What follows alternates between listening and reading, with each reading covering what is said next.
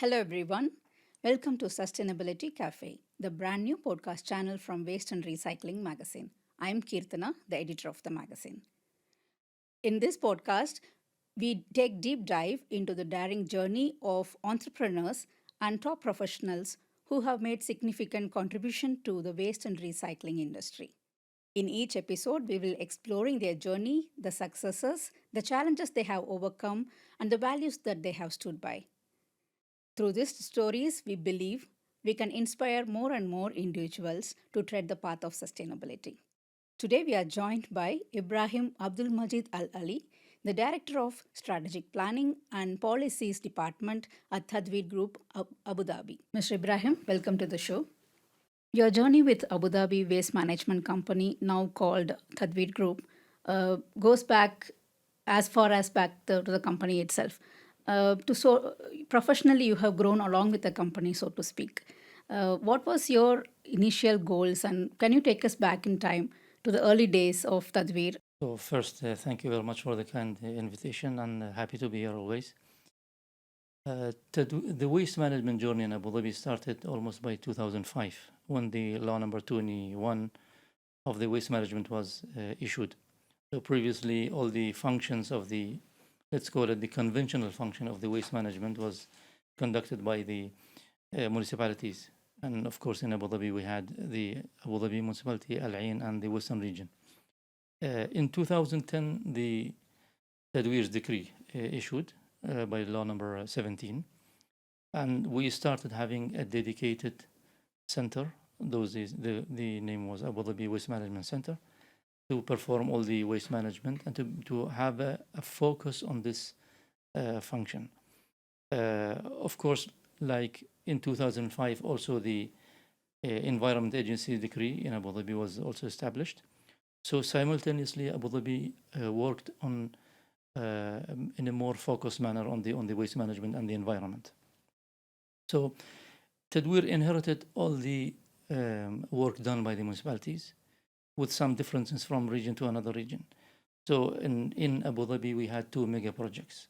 One was focusing on the solid waste management, the non-hazardous, and the other project was focusing on the hazardous and the medical. In Al Ain, we had the MRF facility, which was combined at one place with the compost plant, and then so you would receive the waste in that place. And then we had the tire facility, tire recycling. We had the C&D recycling. We had medical and hazardous, only medical, and then we had the fallen stock facility. So Abu Dhabi was covering both Abu Dhabi and Western region, and Al Ain focusing on Al Ain North and South region. Of course, when you establish a new organization, this is the time to work on having all the enablers in place. So you have your mandate, then you have to develop the right organization structure to perform the services required at the highest quality possible, policies, procedures, strategies, guidelines, and the rest. It took us a while until almost 2012 when we started, or 2013 when we started developing the master plan, because before that we had bits and pieces of the holistic plan of Abu Dhabi, but then to have it in a one centralized document that takes everything into consideration, that was when we started in 2013. Okay. Yeah. What was your vision then? Did you have a professional goal when you started out?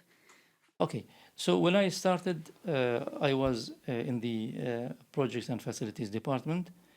Recently, almost by 2020, I shifted to the strategy. Okay. As I mentioned, so at the time we did not have the formalized version of the entity's vision, mission, strategy, and the plan. On the operational level, yes, we did have, in coordination with the, of course, Ministry and the Environment Agency, we had our KPIs for the recycling, we had our KPIs for the treatment, which at a later stage contributed to the national agenda, of course. So we were working based on a practical and pragmatic vision that the more you divert the waste from the landfill, the more you are successful in that sense. We were filling the gaps for each and other stream of the waste.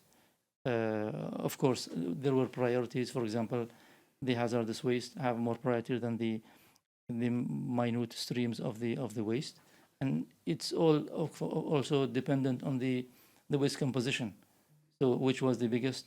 That's why we had the C and D waste in Al Ain and both in Abu Dhabi, of course, with the different business models. Right. So your first job was with the Dubai municipality in the public health department. How did the shift from health department to waste management happen? And is there any lesson that you learned in the first job that you carry forward even today? To be honest, I'm very grateful that I started in Dubai municipality. It's an honor to be a member of an elite organization of Dubai. Dubai is, of course, very competitive, and they always, Dubai municipality, they always attempt to be one of the leading entities in the wide range of services they provide. Those days, the public health was handling also the waste management and the pest control, and of course, we learned a lot. Those days were Dubai worked on intensively on developing all the necessary plans and the enablers of the entity. And it was good because I was equipped when I joined the Tadweer in Abu Dhabi with all the lessons learned from Dubai municipality. That's great.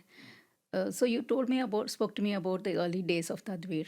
Now that Tadweer is growing, so was there any, in your experience managing different streams of waste management and recycling at Tadweer, are there any standout moments or achievements that you're proud of, that you recall even today and cherish about? As you mentioned, I started 2010 and till date I'm in Tadweer. There were like key milestones.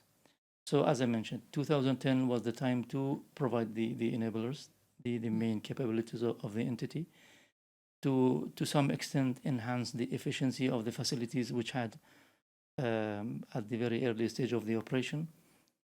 2013 we had the first master plan, which was the integrated model-based master plan of Abu Dhabi, covering all the regions, of course. Last year in 23 we had the updated version. The project was led by EAD and we were the main contributor, of course. So in 2017 we had one of the greatest achievements in terms of number of facilities or the projects, which were to some extent whether on hold or got delayed. So the achievements, I could say, the first master plan, with all the main component of the master plan. In 2017, we had first of a kind PPP model-based projects in the waste management.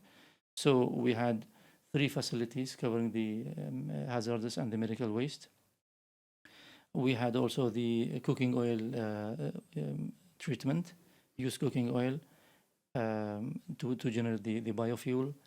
Of course, prior to that, we had the C&D both in Abu Dhabi and Al Ain, with the difference that in Al Ain was a pure government project, and in Abu Dhabi it was an investment project based on the PPP as well.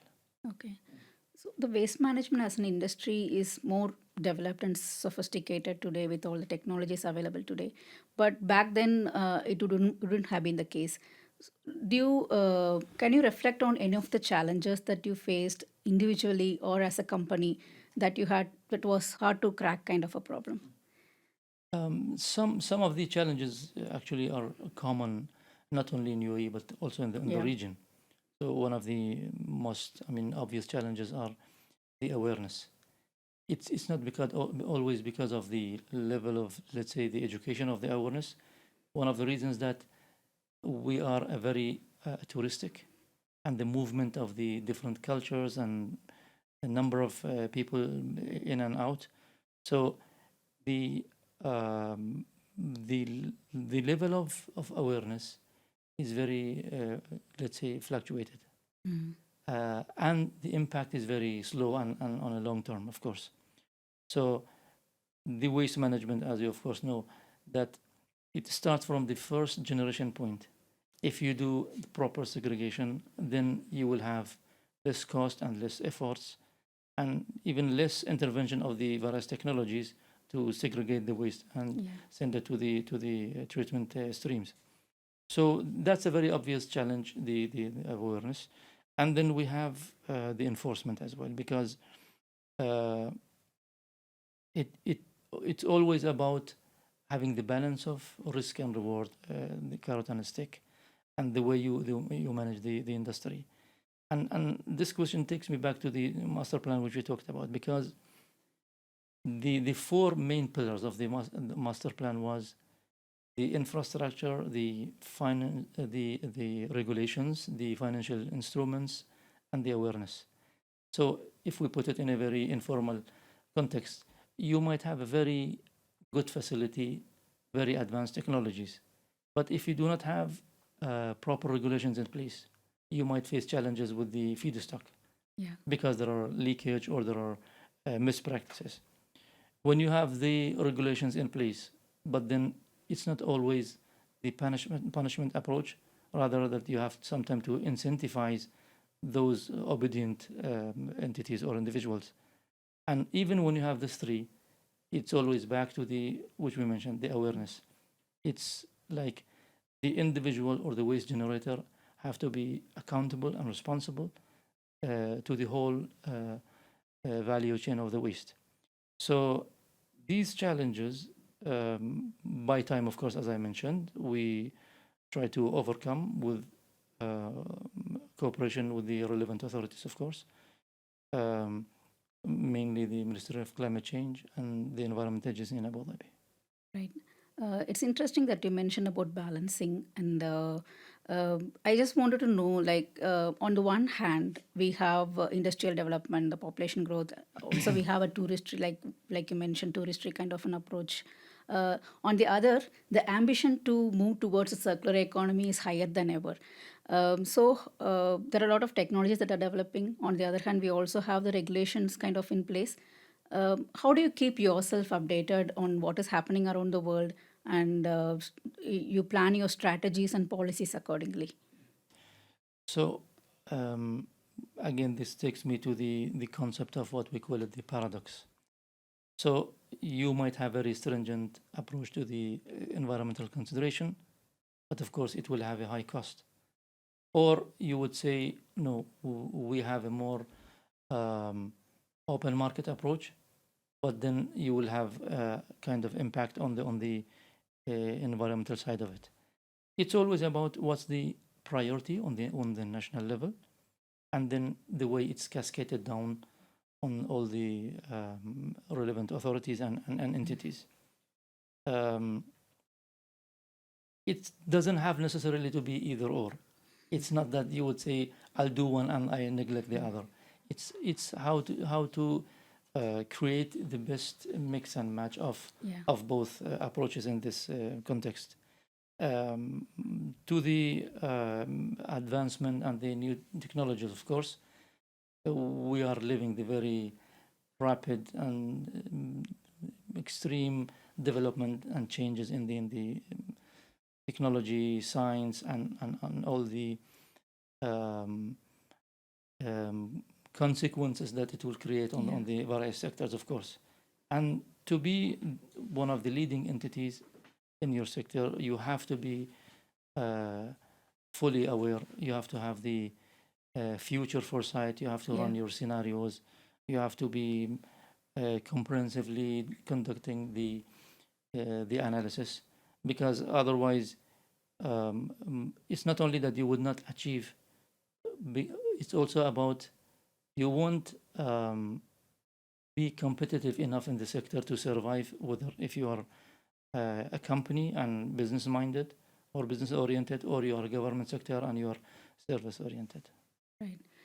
Especially when it comes to environment, you have to be far-sighted, I think. Sure. A lot has changed in Tadweer, right from the ownership to the recent rebranding. And it is making headlines every day for all the great reasons. As a sole company handling waste management in the Emirate of Abu Dhabi, it is at top of its game. Tadweer Group has set ambitious targets to divert 80% of waste from away from the landfills, and it's also working with the Ministry of Climate Change and Yes. Environment uh, to initiate various projects like Waste to Zero. It is also entering into many international Yeah. partnership. How do you anticipate these kind of initiatives will impact waste management in Abu Dhabi? You could also talk about Tadweer's new vision of seeing waste as a resource. Um, so first of all, why this change happened? Of course, various factors and drivers beyond this, behind this, but it's a different model with the same spirit. UAE is a very competitive.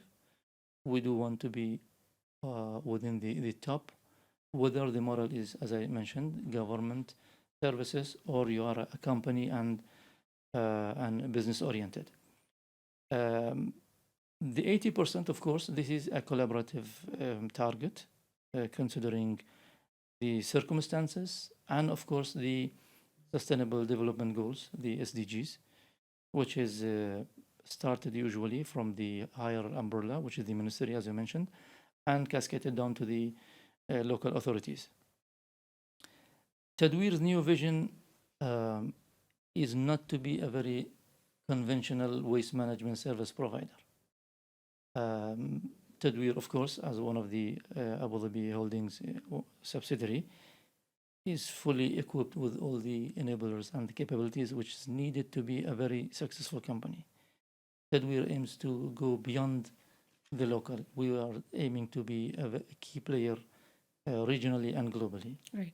Uh, and I believe personally Tadweer will be a game changer in the sector because uh, it's been done in various sectors under the ADQ portfolio, and we do have all the necessary tools to achieve our ambitious targets. But to do this, you have to have some changes, key changes reflected on your approach and your strategy from the government to the company. So as we all know that you can't find the R&D divisions in every and other government entity, but you can have it, or it's a pillar in the company, because that's the cutting edge. That's where you be distinguished from the normal and the conventional companies. And also we leverage on the partnerships because you can't do everything single-handed. So we have a very comprehensive approach on the M&As. We do acquire startups, advanced technologies, whether in fully acquisition or a merger. And we believe by having these two main pillars accompanied with innovation. To be different, you have to be innovative. And that requires a lot of R&D, a lot of researches, and within the partnership, mainly with the universities, with the research centers, to to not to be simply acquiring, but even to be generating and creating the advanced technologies to the sector. Right. Yeah. I'll come back to the research part a little Yeah. later. Tell me about your role in the development of waste management master plan in Abu Dhabi. How do you see the industry changing in the next decade, and what do you think should the plan should consider when it is framing the next policy? So as I mentioned, we had a main master plan and then the revised version with the Environment Agency in Abu Dhabi. The reason behind that when we started in 2013, a lot of concepts were not very much focused on in the region, mainly the circular economy, the EPR, and some other tools. Currently, the Ministry of Climate Change is leading the effort to develop the necessary policy and the roadmap in the UAE for the EPR. and the same for the circular economy. And of course, these changes in the approach will have its reflection on the technologies and the way the business is run in the industry. So when we did the revised version of the master plan, some new KPIs were introduced, because if you take one and single KPI for the waste sector, it's always about the waste diversion. The more you divert means the more you are treating or recycling and utilizing the best value of the resources, as we mentioned. But then there is no breakdown under that whether you are only treating or you are recycling as well. So we had additional KPI to monitor the percentage of the recycling. And if I want to compare, this approach to various regions, for example, in the Scandinavian, mainly Denmark, for example, they have a very high rate of recycling. And at the same time, they do have many waste to energy plants, because they do need energy. Recently, they have moved from the energy production from the waste to having more recycling. If I'm not wrong, the percentage was up to 70%. Okay. It's not easy to be achieved, but the consequences would be that, okay, the more you do the recycling, eventually you would have to whether secure more feedstock for the waste to energy or to shut them down. Yeah. So it's about what approach do you have, and then what set of projects and initiatives to develop for that vision. And of course, you won't be copying all the solutions. It's what fits your circumstances and the local environment. And that's what we did. That we had to, balance between both approaches. We target to increase our recycling, and at the same time, we work on the waste to energy, and also beyond that, waste to SAF, the sustainable aviation fuel, that not only serves the waste sector but also other sectors in the country. Yeah. While you were busy managing and leading projects in Tadweer, you also participated as an excellence assessor with the UAE government. Could you talk more about that, your role in that, and how does it influence your approach in achieving excellence in waste management? This is one of the, areas of my passion. So when Sheikh Mohammed introduced the Dubai Excellence Program in, I believe, 98 or last quarter of 97, the idea was that he wanted that the government entities to provide the best and highest level of services and to compete the private sector, because it was kind of gap between the way this sector was providing the services and the other sector. But then this evolved to becoming more efficient, utilizing more effective tools, and achieving the excellence. And eventually, when Sheikh Mohammed also announced that we have been at the high level of the competitiveness, but now this is the time to move into result-oriented entities and organizations. It's of course very interesting field, because the idea is, how do you provide or create a set of successful tools, and how do you efficiently utilize them to achieve the highest results. For example, you might have very good resources, but if the organization is not run by a very integrated approach, then you would have this silo, or you would have a few functions within the organization achieving very high result, but other functions are not at the same level. So there is no synchronization or integration between the various functions, and then the impact of each to achieve the best result in the operation, you need the best human resources and talented people.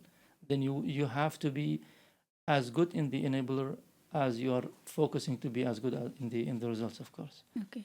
So again, this is started from on the personal level, but definitely it will have the impact on the organization. Right. Yeah. Excellence, the word excellence is a subjective term. So what does excellence mean to you? Now, despite, as I mentioned, the terminologies and the different schools, if you go back even to the quality, total quality, or the Six Sigma of the or the Kaizen or the rest, it's always about what's say your mandate as an organization, and how do you achieve the best and the highest possible results, which is which meets the expectation of the decision maker. Yeah. And if you take bits and pieces, if you consider all these entities on a, let's say, on a local level, in single emirate, for example, these all these entities contribute to achieving the UAE's national agenda or the Emirates' goals and objectives, of course. Right. So the excellence is that you do your role as best as possible within your mandate. Right. I noticed that you have pursued a number of courses along the journey. Beyond your professional endeavor, what other interests you are very passionate about? Personally, I believe there are some key critical skills or approaches that everyone has to maintain. You have to be ambitious, and you have to have continuous learning and development, and not only in terms of complacency, be happy of each achievement you do. You have to become innovative and creative, because that's where you will be distinguished from the normal or the good people. For example, if you want to be the A plus always, then there are set of skills, soft skills or non-soft skills, that you have to maintain or you have to develop and improve in order to achieve that. To do so, as you mentioned, I pursued the excellence programs. I participated locally and also internationally. You have to combine this with the performance of wherever you are, whether a private company or the government entity, because at the end you are a one single resource that contribute to the greater goal of the organization. You become a leader very early in your career. So today, when you see the other leaders who are like emerging in your organization or outside your organization, do you want to share any lessons to them to become a good leader? First of all, this reminds me of one of the very famous stories said by Sheikh Muhammad Al Ali, when he said, in the African jungles, every day the gazelle makes sure to overrun the fastest lion, Yeah. and the lion makes sure to overrun the fastest gazelle. Otherwise, one of them will lose. And then he said, it doesn't matter in Dubai whether you are the lion or the gazelle, you better run in Dubai. And as a very visionary and influential leader that not only impacted Dubai, UAE, but also the region, of course, some of the lessons that there is no single prescription to the success. This again takes me back to Goldman's 6 leadership styles.